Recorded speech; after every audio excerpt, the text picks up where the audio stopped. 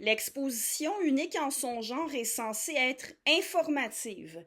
La façon dont c'est présenté rendrait légitime de s'attendre à apprendre des choses en y allant. Entre autres, on s'attendrait à ce que ce soit un bon contexte pour apprendre ce que c'est l'identité de genre et aussi apprendre ce qui distingue une personne trans d'une personne qui n'est pas trans et ce qui distingue une personne qui se dit non-binaire d'une personne qui n'est pas non-binaire. Mais on n'y apprend rien de ça. Dans cette capsule-ci, je vais analyser les rares choses écrites sur l'identité de genre qu'on retrouve dans l'exposition et dans le guide qui l'accompagne et montrer que ça ne nous apprend pas grand-chose, sinon ce que je dis depuis longtemps, c'est-à-dire que le concept d'identité de genre ne correspond à rien de précis et qu'on n'a pas à l'imposer comme référence commune. Dans le guide qui accompagne l'exposition, l'identité de genre est définie comme l'expérience intime et personnelle de se sentir comme homme, femme, aucun de ces genres, à deux genres, ou à une identité autre, et ce, indépendamment du sexe assigné à la naissance. Cette définition-là ne dit rien du tout. Se sentir comme femme, ça ne veut rien dire, et se sentir comme homme non plus. Je vous rappelle que non seulement on n'explique nulle part dans l'exposition ce qui est censé vouloir dire se sentir femme, mais que même lors de la visite guidée que j'avais demandé en juin dernier, quand j'ai demandé à la guide ce que ça veut dire se sentir femme, elle m'a carrément dit qu'elle ne pouvait pas donner de réponse parce que ça change de sens pour chaque personne.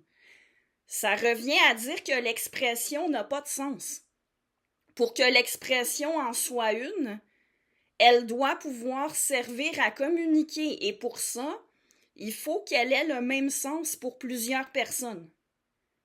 Vous remarquerez aussi que la définition est circulaire parce qu'elle comprend le mot genre et qu'on présente hommes et femmes comme référents à des genres alors que ces mots-là servent à distinguer les humains selon leur sexe. Bref, la définition qui est donnée dans le guide, elle n'est pas utile. Maintenant, on va regarder ce qu'on peut lire dans l'exposition. Alors, sur un panneau affiché dans l'exposition, l'identité de genre est définie comme ceci. Ouvrez les guillemets, l'identité de genre désigne le sentiment intime, profond et personnel d'appartenir à un groupe social genré en se basant sur les caractéristiques communes de ce groupe, par exemple les hommes. L'identité de genre d'une personne ne correspond pas nécessairement au sexe et au genre qu'on lui a assigné à la naissance. Par ailleurs, certaines personnes ne s'identifient pas exclusivement au groupe des femmes ou au groupe des hommes, ce sont les personnes non-binaires. Bon, il est spécifié par ailleurs dans l'exposition que les personnes dont l'identité de genre correspond à leur sexe ou genre assigné sont cisgenres ou simplement cis.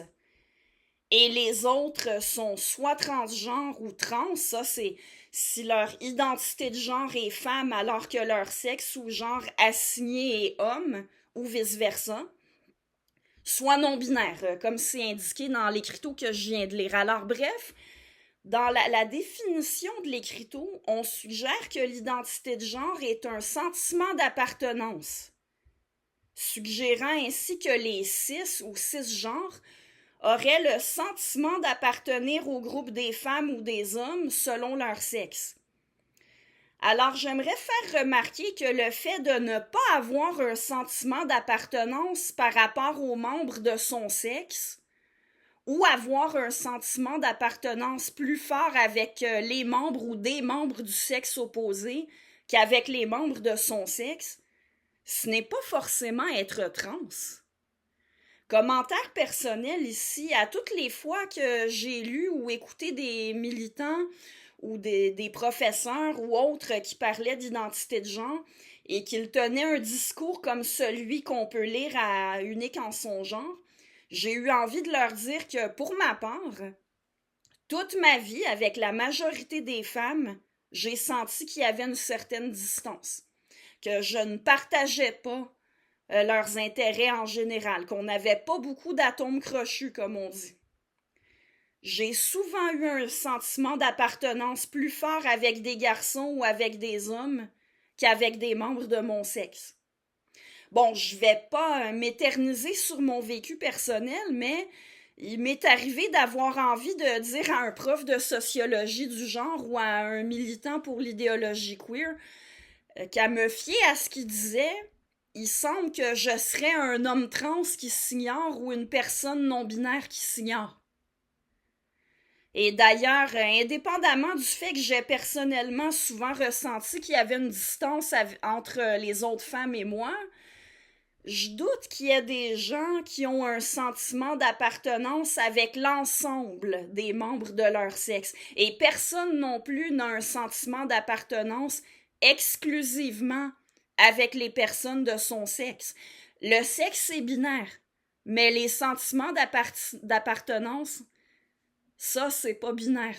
On a des sentiments d'appartenance multiples basés sur les centres d'intérêt, sur les idées sociopolitiques, sur le métier qu'on fait, sur les liens familiaux. Bref, on a des sentiments d'appartenance fondés sur toutes sortes de choses autres que le sexe ou le genre. Et autre élément de l'écriteau que je veux relever, on parle de sentiment d'appartenance à un groupe social genré. Ce qui veut dire qu'en parlant des caractéristiques communes du groupe, on ne parle pas des caractéristiques biologiques des membres de son sexe, mais des normes sociales de féminité ou de masculinité, ou encore des stéréotypes liés aux femmes ou aux hommes. Quelqu'un de sexe masculin pourrait très bien ne pas se reconnaître dans les stéréotypes de masculinité, tout en sachant qu'il est un homme, et sans vouloir être identifié comme une femme ni comme non-binaire. Quelqu'un de sexe féminin pourrait ne pas se reconnaître dans les stéréotypes de féminité, tout en sachant qu'elle est une femme présente, et sans vouloir être identifié comme un homme ni comme non-binaire. Bref, ce qui est décrit ne correspond pas spécifiquement. Ce qui est décrit sur l'écriteau que j'ai lu tout à l'heure, ça ne s'applique pas spécifiquement aux personnes qui s'identifient comme trans ou comme non-binaires. L'exposition ne permet pas de clarifier ce qui distingue objectivement les personnes trans ou non-binaires des autres, ceux qui sont appelés cis ou cisgenres. Alors, comme je le disais au départ, on s'attendrait à ce que ce soit l'une des principales connaissances que l'on puisse acquérir en visitant cette exposition-là. Et pourtant, non, l'exposition ne nous éclaire pas du tout.